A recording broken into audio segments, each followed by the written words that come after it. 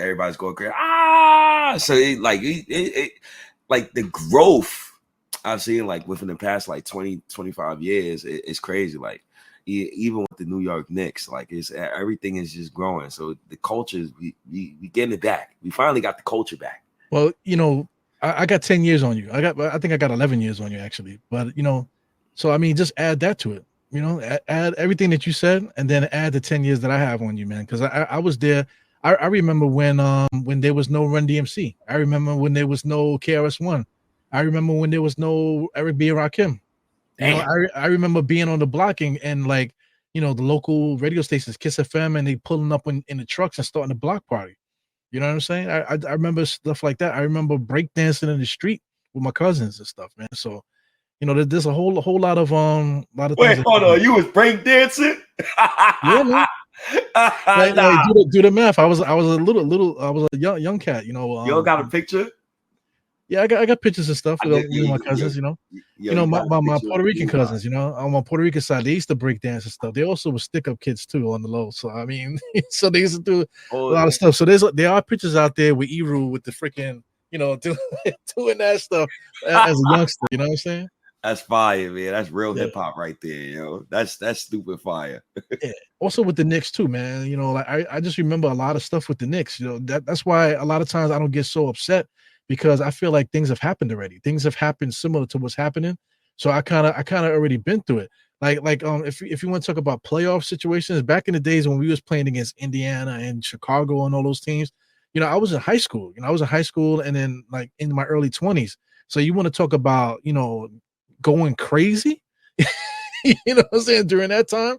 So I already know what it's like to like lose my temper or want to physically fight somebody over the Knicks. So I've been through that already, you know what I'm saying? So now that I'm older and I see people doing it now, it's just like I just feel like that's why I gave that speech earlier, is because I've been through it already, so I know what that entails, you know what I'm saying? So I just want that, I don't want people to miss it. You feel me? I don't want people to get so caught up in the nonsense that they miss what's happening. They miss the whole ride, No, that's a fact. 1986 to 1998 hip hop for me. Listen, I ain't that old. Listen, 86 to 98, I think that's the golden era there. I don't know. A lot of classic albums though between that era, but 1999 to 2010. In 1999, there's at least 6 golden albums that came out that year along with DMX. Yeah, but a lot of those albums that came out, those same guys put out albums before that. Classic albums, same way. You want to talk about Lil Wayne with the mixtapes. Lil Wayne came out during this 86, 1998 era. Yeah, I know. When you do your homework, these dudes, a lot of these people have been out for like 30 plus years. You just you didn't discover them until they was like 8-10 years into what they was doing already. And they built up a nice little catalog. Nah, man. See, that's what I'm saying. You really don't, like, you just have to be there. Cause like, could you imagine like living in a world with no internet, how things would pop off without internet? So it was crazy. Wow. Nowadays the kids are inside all the time with the tablets and stuff, and they be online doing what they do. Even this shit, who's thought about us sitting in front of a camera talking shit on the internet? You know what I'm saying? Nobody would ever think we'd be doing shit like that. But back then we literally used to be outside. I know that's the joke, but we literally used to be outside because that's how you knew what was happening. You had to be outside. Like I remember stuff like I remember when Biggie died. I was outside.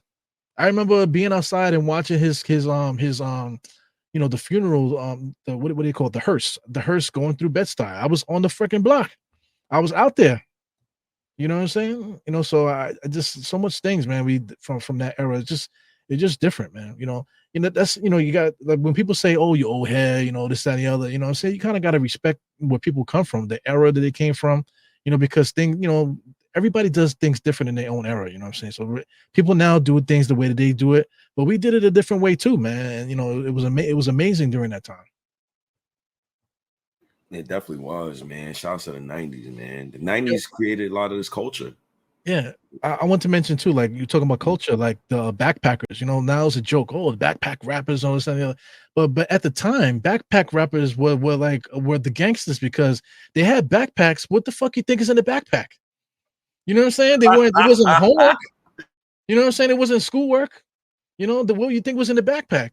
The work was in the backpack. You know, or the freaking the guy that has the gun is the one with the backpack. You know what I'm saying? So you know, I just remember being at West 4th Street. You know what I'm saying? They used to be ciphers. People used to be rapping in the street. Let's say back in the days, you see movies where people were singing doo-wop in the streets. Literally, you could catch a cipher on the train, going to work on the train, and there's just a bunch of guys rapping on the train. That's how it used to be.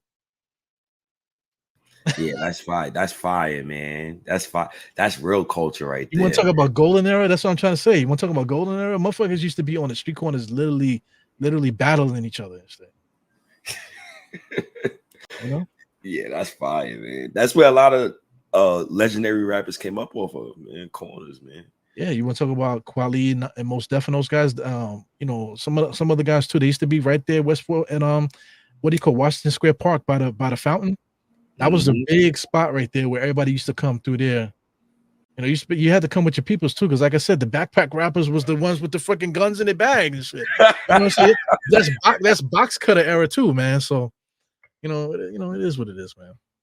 Your man come with the little pocket rocket. You gonna teach you something. Fucking there ain't nothing like, you know, like you got to be older to really get it, man. You know, some people still rock with those box cutters, but ain't nothing like hearing that box cutter click open, man. Click click click click click. Oh, yeah, ain't nothing like that, man. Once you hear that shit, it's like, oh shit, what's up? You know what I'm saying? Oh, chill, bro. Yeah. Yo, shout out to my guy on Dias and NYK, man. Salute. Like and subscribe to both of our channels. You know, me and Eru, we put a lot of work into this Knicks content thing, man. We just trying to do this for the love, man.